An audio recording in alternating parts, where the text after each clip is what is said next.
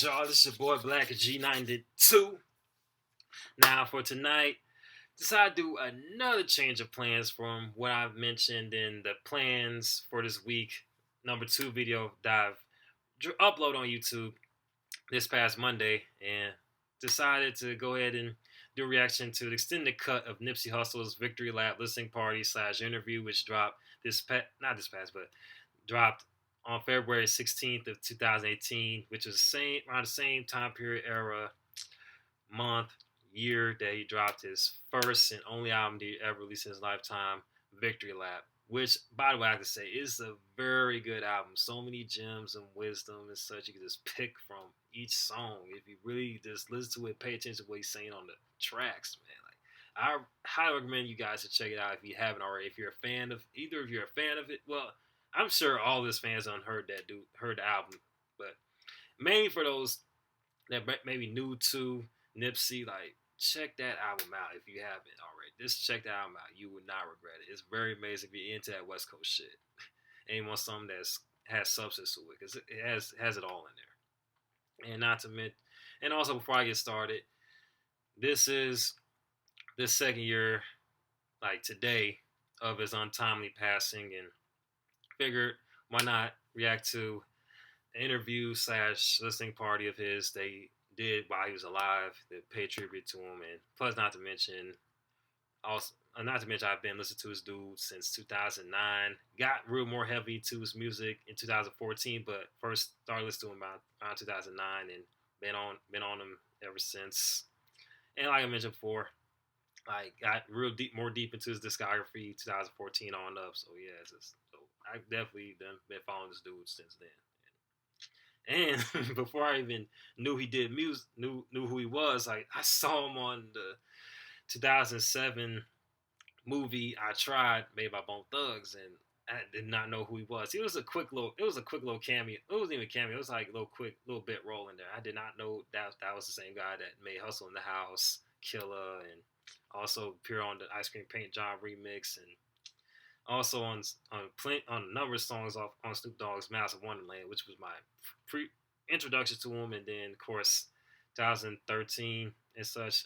I've been checking him out on features, but as far as just being impressed with his solo shit like that, I say when I check out the song "Check Me Out" after hearing the features and such, and the year after, checked out the Crenshaw tape, been on, and let's go ahead and get to his reaction in about 3, 2, 1, because I'm gonna just sit here and talk about Nip all day, and this would have been the reaction right here. But I'm just go ahead and get started.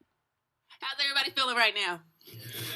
Are you guys excited to see Nipsey Hussle? All right, then I need you guys all to put your hands together for Nipsey Hussle. Hey.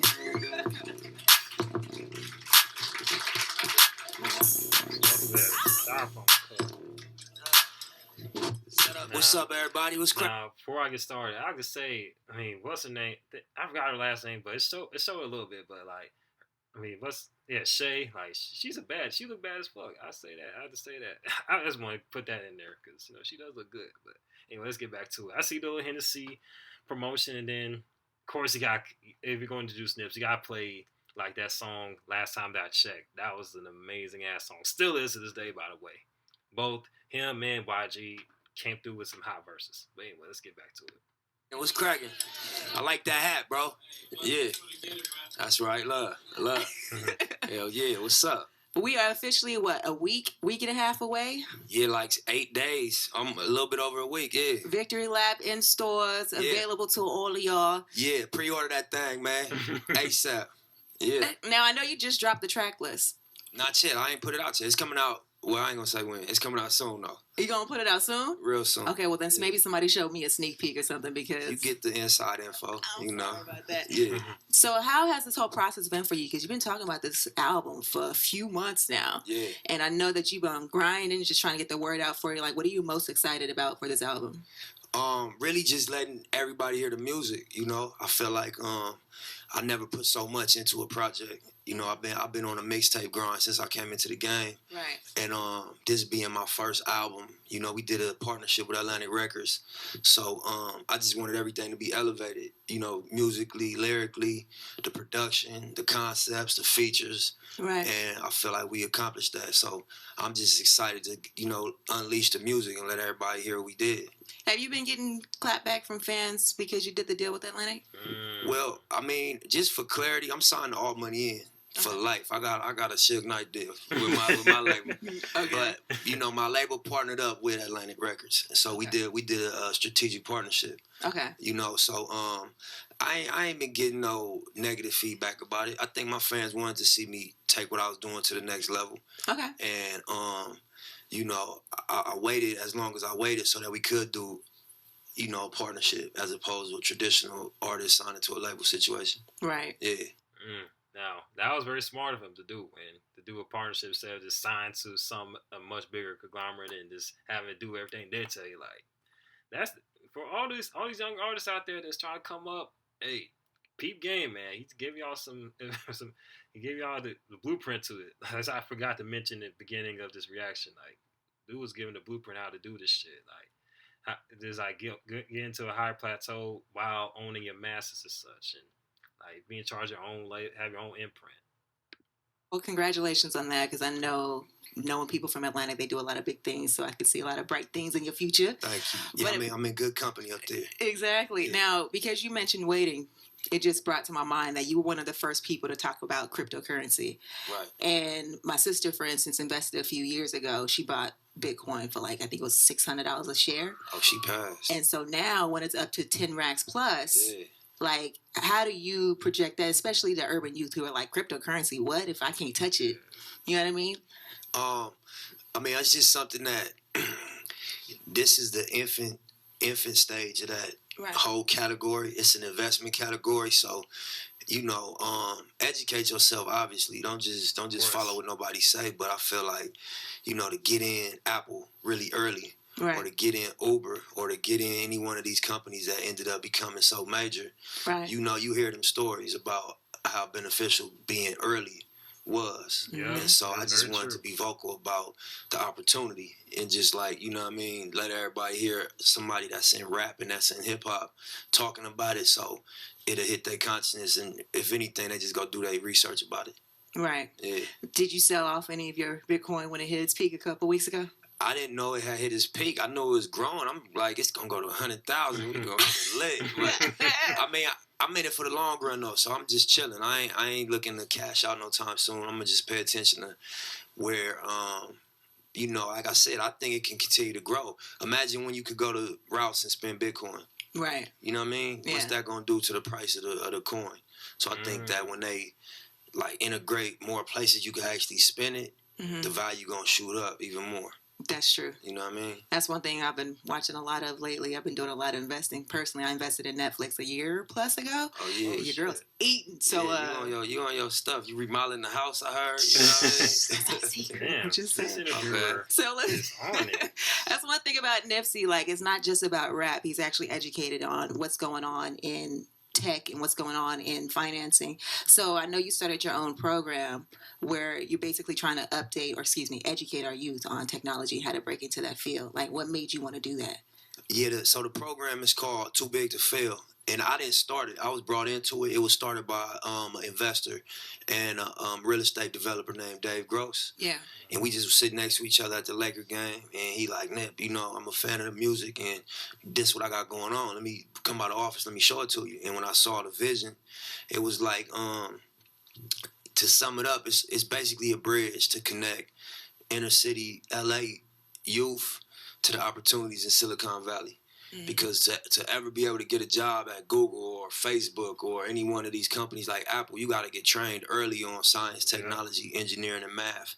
Because it's like a 10, 15-year learning curve for them things. You can't start. I mean, you can start whenever, but you really behind if you start late. You know, so these people that end up working there, you know, they got trained from elementary school. Right. You know, so we just want to be able to create a center where these young kids can come tap in, and it's multi-level. This one part of it is it's like a co-working space, kind of like WeWork. Yeah. So, you know, local entrepreneurs in the area could rent office space. Mm-hmm. And then the other level is the STEM center, Mm-hmm. where they could just get training and just, you know, get educated on science, technology, engineering, and math. To prepare them for the future. Yeah, especially because that's one field that I was just talking to a friend of mine. He was the only black graduate out of his entire class in engineering or tech field, whatever it was. Yeah. And so that program is actually really important because it'll help influence those numbers in the future. 100%. And it's right in my neighborhood I grew up in, too. So, you know, it's an old bread factory that we remodeled. It's 5,000 square feet. That's dope. So it's an epic thing. We're going to actually open the doors the day before the album release on February 15th.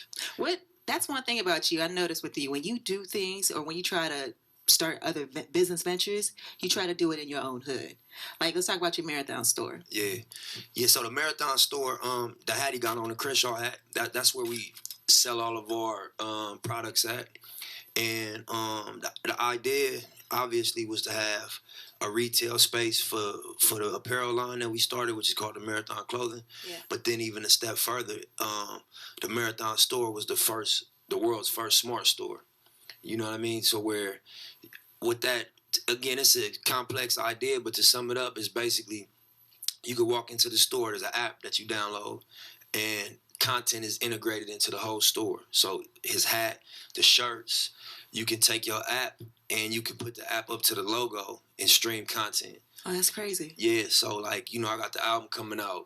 I could say the album's dropping on the 16th, but from the 12th to the 16th, anybody that go buy a Crenshaw hat, I'm going to have an exclusive record off the album that y'all can stream early. Instead of giving the exclusive to iTunes or to Spotify, no disrespect, but to be able to create something, you know, within our fan base and our consumer base. So, right. Yeah, it's exclusive to y'all. Yeah, exactly. So we opened that June. I don't want to keep on pausing, but man, I'm just speechless because even after hearing the numbers interviews, saying some of the similar stuff, like it just shows you how forward thinking was, how innovative. Like, cause for him to like put exclusive tracks on like through a barcode of his merch, like before album drop, like exclusive shit, like. That's just so there's levels to it, and not to mention we mentioned about like bringing the opportunity to be trained on like the whole science, technology, and such, like the same type of stuff you see in like these upper class neighborhoods and to the inner city. Like, bruh, you know how impactful that is. It'll definitely bring a lot more folks from that area into those fields that would be much harder for them to get into if they had to drive all the way. Yeah, have to like go all the way over there from where they stay at, and it's not always like possible and such. Yeah, I could just go all day, but let's get back to it. 16th of last year.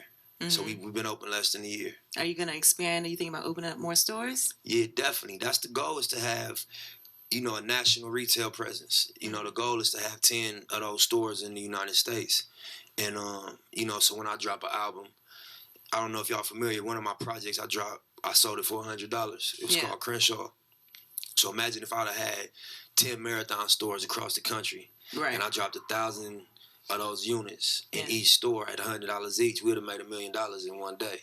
You know what I mean? We made 100,000 off one of our stores. So if we was able to do that in 9 other markets, we'd have been able to clear $1 million in one day. Outside of iTunes, outside of the streaming, and just to create the opportunity to be, you know, a self-contained retail operation. That's crazy because I remember when you did that and everybody was like $100 for an album. Like I was like, damn. Bash me. Right, they tried to bash you, but when they saw that you were successful with it, man, I do remember back in 2013 when we first dropped Crenshaw, and it had like 100. It was like 100 copies. Was it 100 copies or it was 1,000 copies, and there's $100 each. And I was one of those people that thought, hold up, this. I thought it was crazy at first. Then I saw how many people saw that it actually sold. It actually sold out within 24 hours of getting it. Even Jay-Z bought some copies. Like, I believe it was 100 copies he bought. It was like 100 copies he bought of like Crenshaw, of the hard copy of the Crenshaw mixtape. Now it was still available for free, but like guessing he wanted to do a limited edition, do something different. That's going to shake the industry and set trends that because there's been other rappers afterwards that want to do their own like $1 million copy of an album and whatnot. Not on the same level as it generates hype, but not on the same level as say when Nip first did it. Like it was came really left field because no one was buying albums, paying top money for albums no more like that back in 2013. But let's get back to it. Like, whoa, hold on. Maybe I should take note on what he's doing over here because he's really reaching his fans. Like his fans are really supporting him by any means possible. Yeah.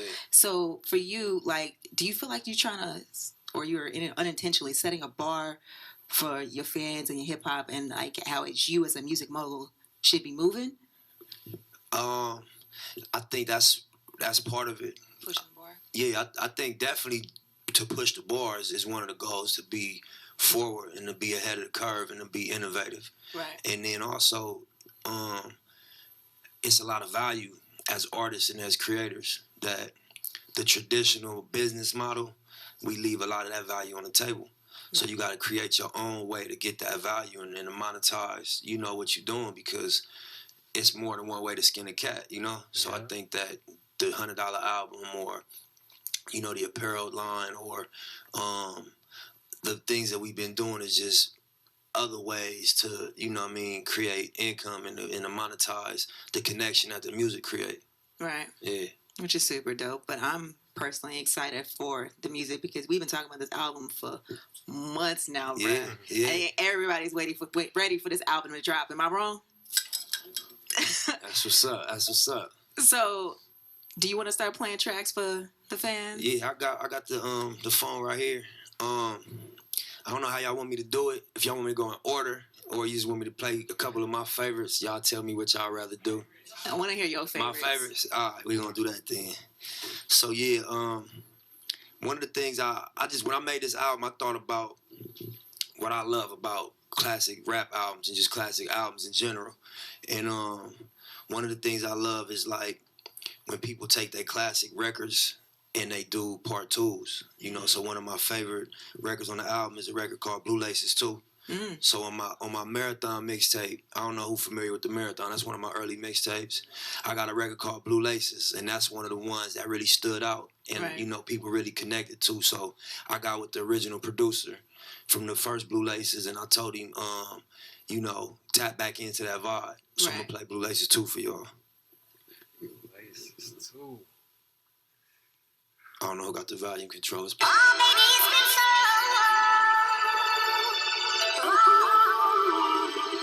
We gotta bang this shit, man.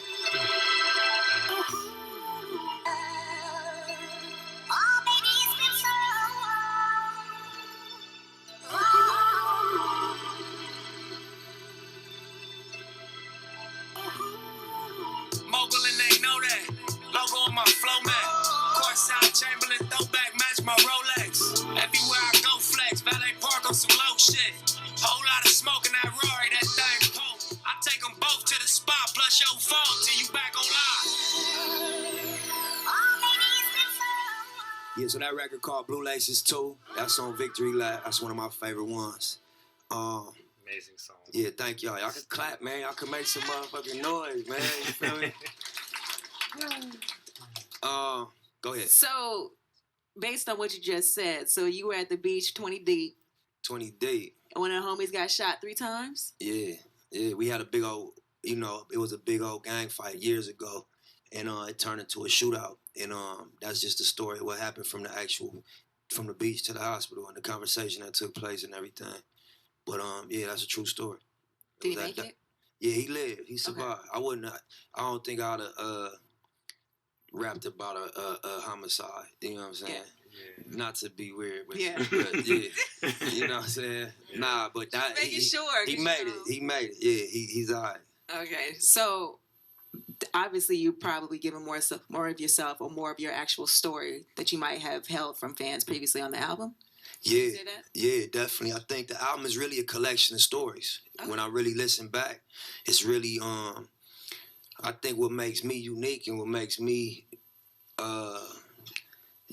special in rap and hip hop is just what took place before. And you know what I mean, the path of us getting here, and just the valleys and peaks and every, you know what I mean, what we went through. So I wanted to really go into detail on the album and just talk about them things so that people could get an understanding of why it's incredible that I got a real national debut about to happen in a couple days, and Right. you know, stand here as an entrepreneur. I got a joint venture with the label, and in spite of everything that took place, you know what I mean. So I think what was most important on the album was to just tell them stories. Which is dope. Yeah, thank you. So, what is the next song you want to get into? So we gotta make a deal about this next one. I don't know. Mm-hmm. So it's a feature on this one, and if y'all could keep a secret, I'll play this. I know that's asking a lot. Y'all might. That means no tweets. Yeah, if y'all can, you feel me? And I know it's cool to run back and, man, I guess what? Just 8 days, I want to keep it low, but I want to share this with y'all. So can y'all agree to just keep it between us, you know what I'm saying, and don't reveal the Staff feature? Included. Yeah, just, you know, and it's going to be out in a week, so we only got 8 days, you know what I mean? But I do want y'all to hear this record. This is one of my favorite songs on here. So it's called Dedication, and, you know, I'll just let y'all hear it. Y'all to hear who it is after the verse kick in. That's a hard-ass song. Nah,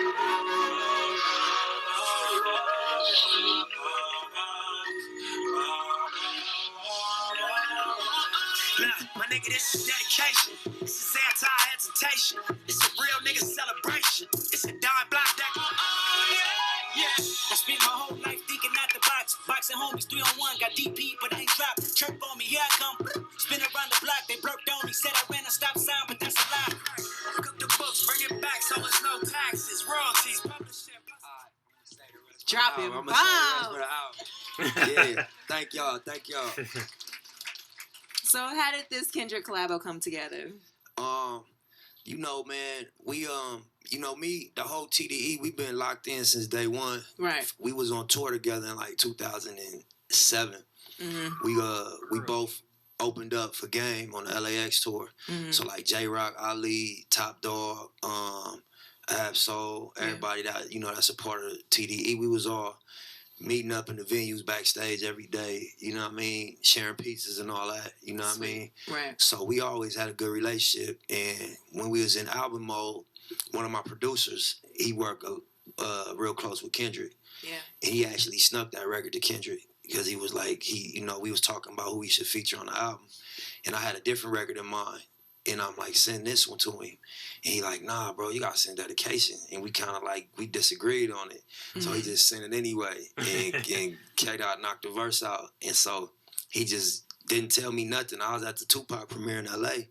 And I seen Kendrick. And I'm like, you got the record? He like, yeah, I got it. Dedication, right? I'm like, nah, I ain't not Dedication. I'm like, nah, the other record. He like, nah, you know, I'm going to send it back in a couple days, though. So I'm just, you know, all right, cool.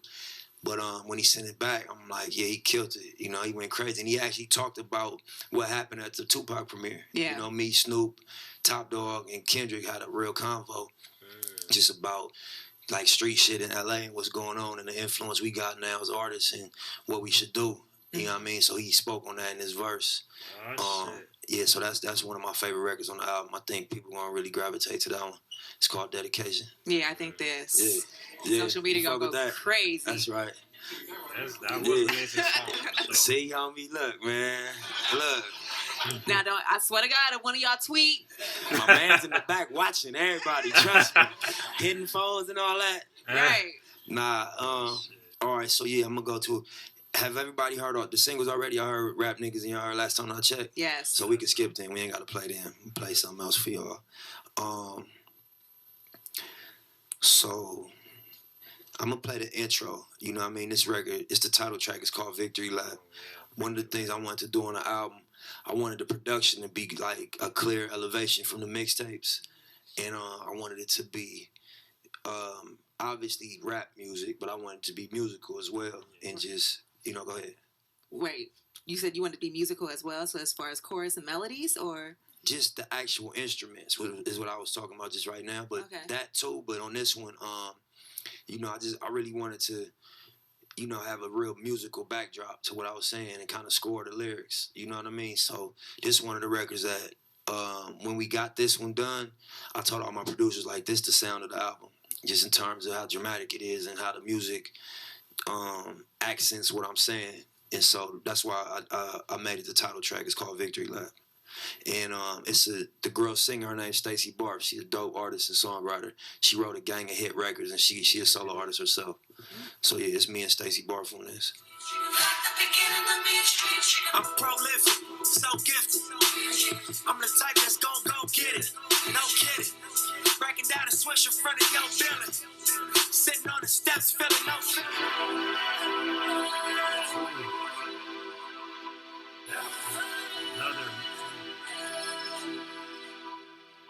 So the outro is real musical, but y'all hear that on the album. You know what I'm saying? But that's how it's Really gonna start off. Fire. Clap it up. Thank y'all. Thank y'all. Thank y'all. I see what you're saying as far I'm as gonna pause it one last time. It's probably this reaction probably long as fuck anyway, but that's title track. Victory Lap is how you start off an album. That's how you start the album. Like if you haven't heard already, I recommend you check it out. As far as the story behind getting the whole song dedication, very very insightful, and plus pretty funny how the producer I was working with Nip slipped the song to Kendrick without Nip knowing about it till after they met up at the whole Tupac All Eyes on Me movie premiere and such, and that was pretty dope. And it was interesting how he just added some extra insight to how like Kendrick's verse incorporated conversation both artists had prior to Kendrick doing his verse. That was pretty dope.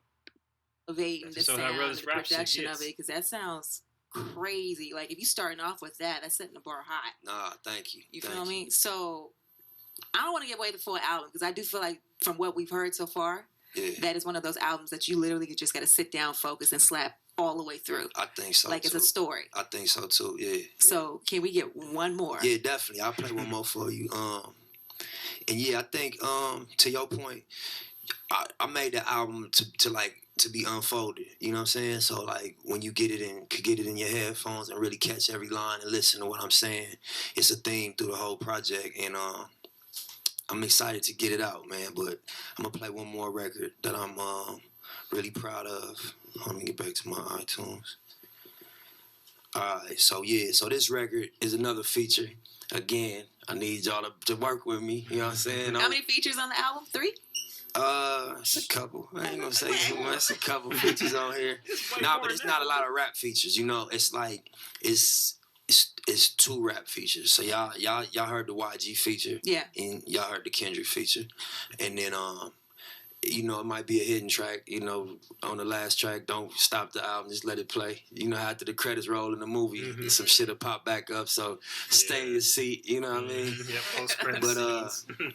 so this record right here is featuring Puff. Puff is just like, you know, egging me on. He ain't even rapping, he just doing his Puff Daddy shit, you know what I'm saying? Yeah. You know, I love fuck that let's though. get hyped. That's one of the things I love about Biggie catalog is, you know, it was always like a tag team energy on them records. And before I finished the album, I took it to Puff and I was just like, as a producer, give me your feedback on the records. Cause I feel like Puff one of the like underrated producers. Yeah. He wears so many hats. He an artist, he an entrepreneur, he a marketing genius, but as a producer, he made Life After Death. He made Mary J. Blige. He made Mace, you know what I mean? And if you really think about records like More Money, More Problems for Biggie, you know, Biggie added a verse. No disrespect against the legend, but the structure of the song from the Diana Ross sample to like somebody listening to one of Biggie interviews where he said, yeah, it's more money, more problems. You get more money, it's going to be more problems. And then taking that to the songwriters and saying, you know, flip the Diana Ross melody, but use this Biggie lingo and then present it to Biggie, you know, as a concept. That's production. So I just brought the album to Puff and I was like, tell me what you think. And we've been in the studio since, and he's just been helping me like elevate the records, add music. Certain records, he was like, you don't need this one on here. You got a classic album if you remove a couple of these songs. And, you know, he just locked in on the production. And this one, when he heard this, I had asked him to get on Rap Niggas. Because I was looking at the Hate Me Now Nas record. You remember Hate Me Now? Yes. Yeah. You remember that was in the video with the mix on and the fire and all that. I'm like, that's what we gonna do for Rap Niggas. And he like, yeah, that's strong, but I like this record, the one I'm about to play for y'all. Okay. So this record called Young Nigga.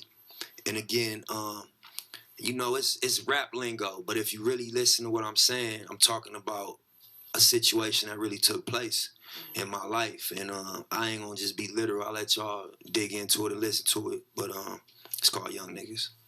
Oh, and by the way, I produced this right here. You feel me? Oh shit. Yeah. So I'm proud of this. Right now. Motherfucker, let's go. Yeah. What can make a nigga wanna go and get it?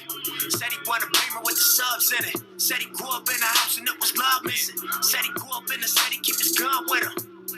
Young nigga. Let's go. Young nigga.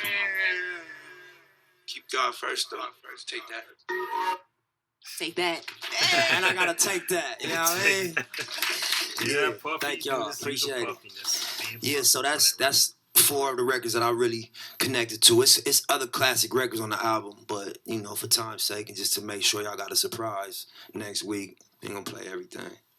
It's one of those you got to go get the pre-sale right now. Y'all got to, man. Everything that we've heard so far was fire. Everything had its own unique spin. Right. It wasn't the same old shit because you know some people just like to make the same song over and over again. Yeah. But every song I feel like shows a different side of you. Right. And takes your musical elevation to the next level. So congratulations. I'm excited. It sounds like this would be a classic album. Thank you. Now, are there any last words you want to say to your fans before we let you go? I appreciate y'all coming, really. You know, I'm excited on some music shit, really. Regardless of, like, the business side and everything that's gonna happen on business, I'm here as an artist, and I'm excited to put out new music and new art. It really took a while for me to get the album where it is, and I'm real confident in the music. You know, I take it I don't know how y'all won, but I figured I had to call in, and so I figured y'all fuck with me a little bit, you know.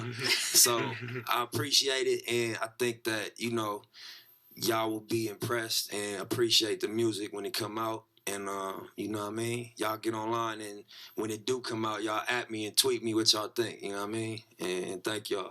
Love. What day does it drop again? It dropped February 16th, which is a week from Friday. So 8 days from today. So basically, what you slapping All-Star Weekend?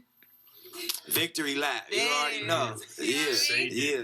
Well, thank you again for sliding through. Cannot wait for the album. Thank you. My guy Nipsey Hussle, your girl Shay Diddy, it's 106 KML. Bye. So, all right, I'm going to shut this thing up. Hold on, let me go ahead and pause it real quick. Shit.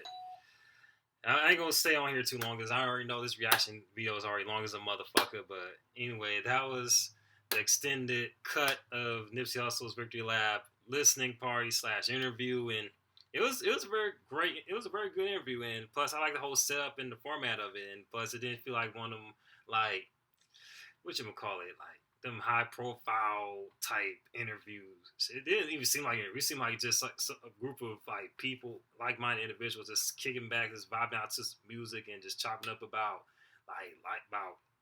like things going on outside of it. You know what I mean? Like not just the album, but all the things that go into like the putting the album together and such, and like all the other things he was involved in and business deals. Like it was a very, very laid back setting, and the interviewer did a real good job asking questions and such. Then I seen it wasn't none of that goofy stuff you know we see in these other interviews. Everyone just asks about what's the latest drama, who you slept with, all this other stuff, who you fought, blah blah blah. Is that real house still on, blah blah blah. You see what I mean? That's all nonsense. But I love this. I love these type of interviews because you really get into the essence of who the person is, especially in this one. Like, and when I was watching it, like it just took me back. Like knowing that it just came out 3 years ago, it just took me back to that time period, like where I was in 2000. That whole early half of 2018 before I moved in with my dad. Like I was just like, it took me back to that whole time period. I was looking for work, and this album as well as 30 and Broke from another artist who goes by the name of Jelani. This one of the 2 albums just got me through. Like songs off of there because it had that type. It was like type of motivational stuff, and just very fortunate that like Nip ain't no longer here to deliver some more of that motivational music and like continue to grow. You know what I mean? It just felt like he was taken away from us too soon. Nonetheless, I might speak on this interview more, but I'll go ahead and sign on out. Let me know what you think of this reaction. What you think of the interview. put your thoughts in the comment section below, and also be sure to follow me on my social media accounts. We will be posting in the description box. Hit that like button, hit that notification button, so you can stay tuned for what I have in store. It's your boy Black G92 about to sign off. Holla at your boy. Peace. R.I.P. to Nip. Marathon continues.